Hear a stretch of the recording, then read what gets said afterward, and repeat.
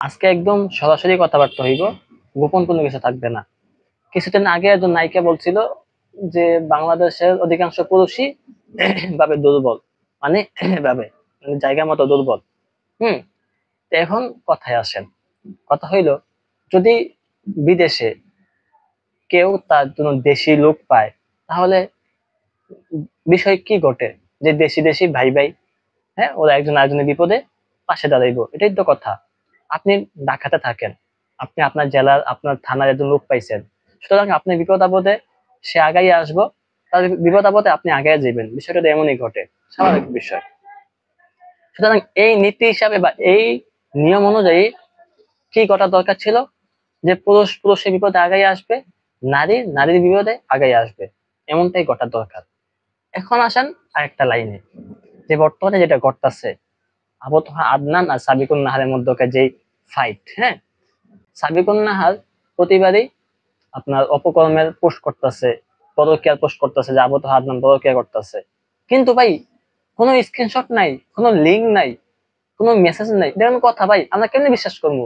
হয়তো বা স্ক্রিনশট লাগবে, অথবা লিঙ্ক লাগবে, অথবা ছবি লাগবে, যে একটা পিকচার লাগবে, যে ওরা দেখা করছে, একটা পিকচার লাগবে ভাই, কমপক্ষে তো এআই দিয়ে বানাইতে পারতেন। বুঝলাম না কাহিনী কি?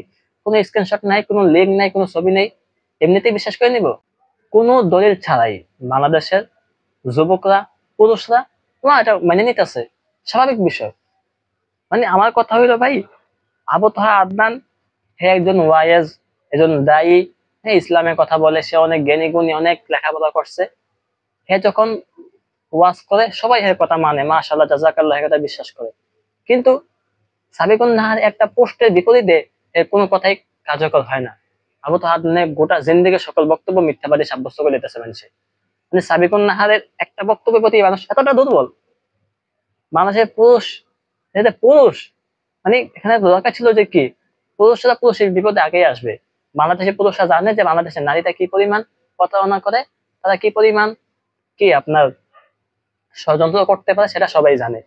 তারপরেও দেশের পুরুষরা, দেশের যুবকরা আবু তোহা আদনানের বিরুদ্ধে কথা কইতেছে কোনো দলিল প্রমাণ ছাড়াই। বাট কথা কইতেই পারে, স্বাভাবিক, যেহেতু সে পুরুষ। কিছুদিন আগেও, বছর খানেক আগে, কলরবে যে কলরবের শিল্পী আবু রায়হান, এর বিরুদ্ধে কিন্তু একই ঘটনা। ওখানে কিন্তু হের যে আগের বউ ছিল, সে কিন্তু পরিপূর্ণ দোষী। তারপরেও দেশের মানুষ, দেশের যুব সমাজ এই শিল্পী আবু রায়হান নিয়ে দোষারোপ করছে, এবং কত ধরনের সমালোচনা, নানা কিছু হয়েছে। কি একটা অবস্থা দেশের! পুরুষ যদি পুরুষের বিপদে আগাই না, সেটা কোনো কথা? এমন যদি হইতো যে দেশের নারীরা সাবিকুন নাহারের পক্ষ টানতেছে, সাবিকুন নাহারের কথা মানতেছে, তাহলে একটা বিষয় না।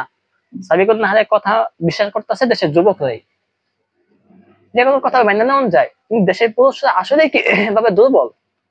এখানে শেষ না। মনে করেন এই যে আপনার কেক ব্যবসায়ী জাকির, মানে পুরুষরা আসলেই কি এভাবে দুর্বল কিনা সেটা প্রমাণ দিতেছি আমি। কেক ব্যবসায়ী জাকির কিন্তু নতুন ব্যবসায়ী, নতুন ব্যবসায়ী না, সে অনেক আগে থেকে ব্যবসা করে। কিন্তু সে এটা নিয়ে ভাইরাল হয়েছে কি লিগা? কারণ এতে বুঝছে যে সাধারণভাবে ব্যবসা করলে কিন্তু চলবো না। তাই সে একটু শব্দ চয়নে ভিন্নতা আনছে। সে কইছে যে এগুলো আপনাদের ভাবি বানায়, হ্যাঁ, আমার বউ বানায়, এগুলো হোমমেড, আমার বউ অনেক পরিশ্রমী, বউ বানায়, আমার আপনাদের ভাবি বানায়। তো বাঙালি পোলা পায়, বাঙালি জনগণ এতটা জাউরা জাউরা কেক খায়, তো মনে করে যে ভাবিরা খাইতেছে, হারামজাদ।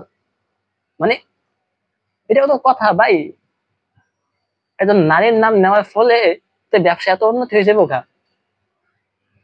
শুধু তাই নাই, যে কেক ব্যবসা তো আর অনেকে করতেছে। একটা মহিলা আছে না, এমনি থাকে, একটা পোলা দিয়া, নিজের পোলা নিয়ে ব্যবসা করে, হের কাছেও তো প্রচন্ড ভিড়।